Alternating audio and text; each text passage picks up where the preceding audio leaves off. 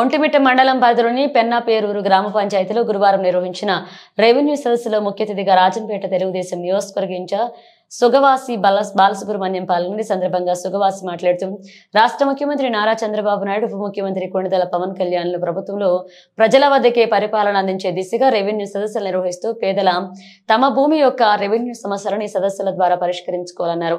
ఈ కార్యక్రమంలో రాష్ట్ర కార్యనిర్వాహక కార్యదర్శి బాలిశెట్టి హరిప్రసాద్, కడప ఆర్టీఓ, నియోజకవర్గ స్పెషల్ అధికారులు వెంకటేశ్వర్లు, ఒంటిమిట్ట స్పెషల్ బ్రహ్మయ్య, తహసీల్దార్ రమణమ్మ, మండల అధ్యక్షులు Gajjala Narasimhareddy, cluster in-charge Ramana, parliament TDP ఉపాధ్యక్షులు పుత్తా రామచంద్రయ్య, మండల ప్రధాన కార్యదర్శి బొబ్బిలి రాయుడు, ఒంటిమిట్ట చెరువు అధ్యక్షులు గంగిరెడ్డి, వైస్ చైర్మన్ కట్ట యానాదయ్య, వీరాంజనేయ రెడ్డి, ముద్దు కృష్ణారెడ్డి, టీడీపీ నేతలు ఈశ్వరయ్య, లక్ష్మీరెడ్డి, గొల్లపల్ల నరసింహులు, అయ్యవారయ్య, చిన్న, ఎంపీటీసీ భాష, పోలీస్ సిబ్బంది పాల్గొన్నారు।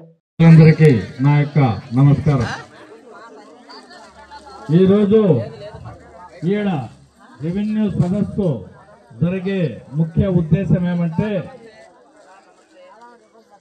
ప్రజలు గత 5 సంవత్సరాల పరిపాలనలో ఎన్నో రకాల భూ సమస్యలు ఎదుర్కొన్నారు। సడన్ గా మీ భూములు వేరే వాళ్ళ పేర్లతో మారిపోయినాయి, మీరందరూ ఇబ్బంది పడినారు।